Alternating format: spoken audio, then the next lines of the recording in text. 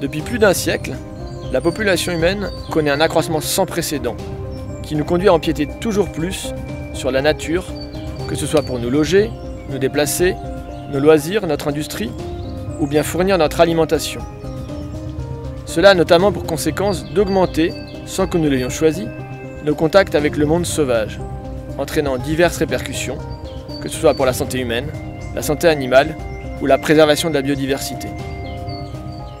Bonjour, je m'appelle Guillaume Leloc, je suis maître de conférences en médecine zoologique à l'École nationale vétérinaire de Toulouse. Dans le cadre de mes activités de recherche, je m'intéresse aux interfaces entre activités humaines et faune sauvage.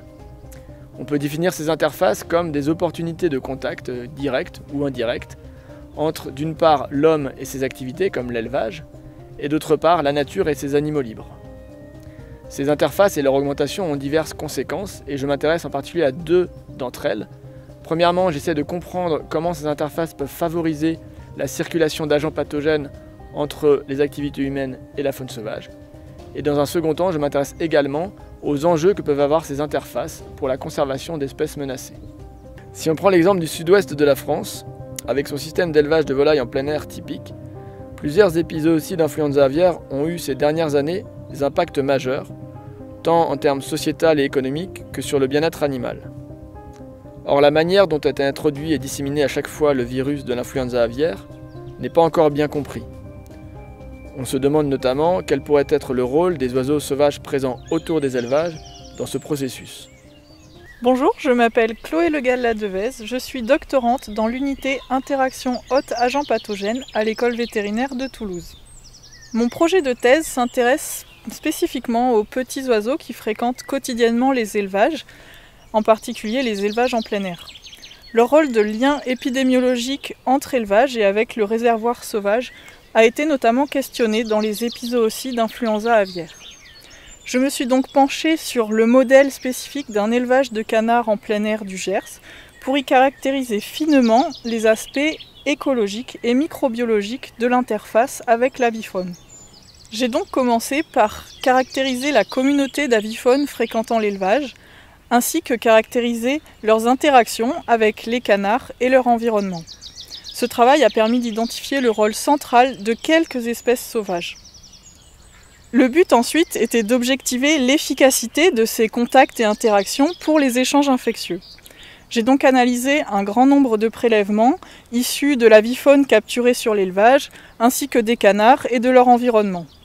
J'y ai comparé la présence de différents agents infectieux, dont les virus influenza. Finalement, l'avifaune s'est révélée très rarement infectée par les agents infectieux de l'élevage et vice-versa. On suppose donc un rôle très faible de l'avifaune dans la diffusion des agents infectieux autour des élevages. Aujourd'hui, la suite du travail vise à mieux comprendre la géographie des potentiels échanges de l'avifaune d'un site à l'autre. Nous étudions donc les mouvements des espèces les plus mobiles et les plus au contact des élevages du sud-ouest, en particulier les bergeronnette grises et les hérons garde-bœufs.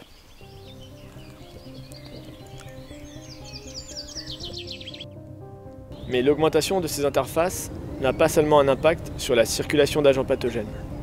Elle pose aussi des questions sur la conservation des espèces animales. Ainsi, certaines espèces sont en danger parce que leur milieu est détérioré uniquement par les activités humaines. Afin d'accompagner les efforts de conservation de certaines espèces menacées, nous nous efforçons de mieux comprendre les maladies qui pourraient les mettre en péril.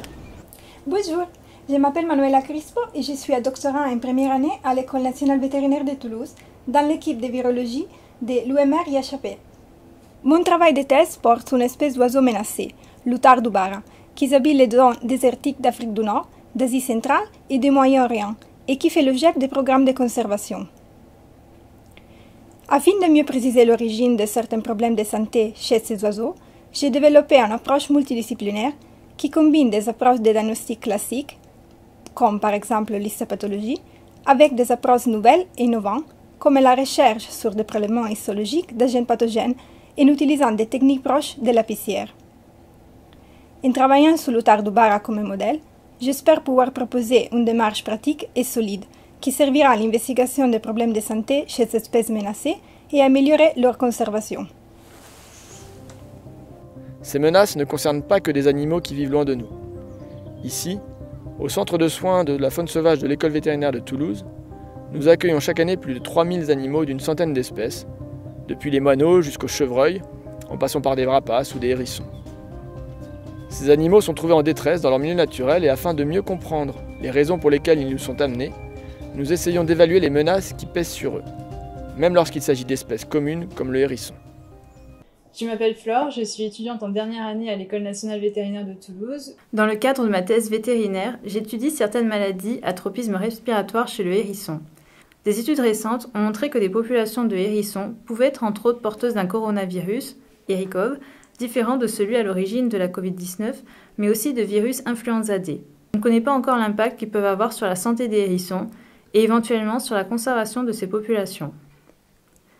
Dès qu'un hérisson arrive au centre de soins, nous effectuons systématiquement un examen clinique complet. Les informations et les prélèvements collectés à ce moment-là nous servent avant tout à établir un diagnostic pour le soigner, puis le réhabiliter à la vie sauvage. Mais ils permettent par la même occasion d'investiguer davantage sur ces infections, et mon projet vise donc à chercher ces virus dans les prélèvements réalisés, afin de savoir si les animaux infectés sont plus souvent malades. L'ensemble de ces travaux de recherche nous permet de mieux comprendre, dans un contexte éco-health, les interactions qui existent entre l'homme, l'élevage et la faune sauvage.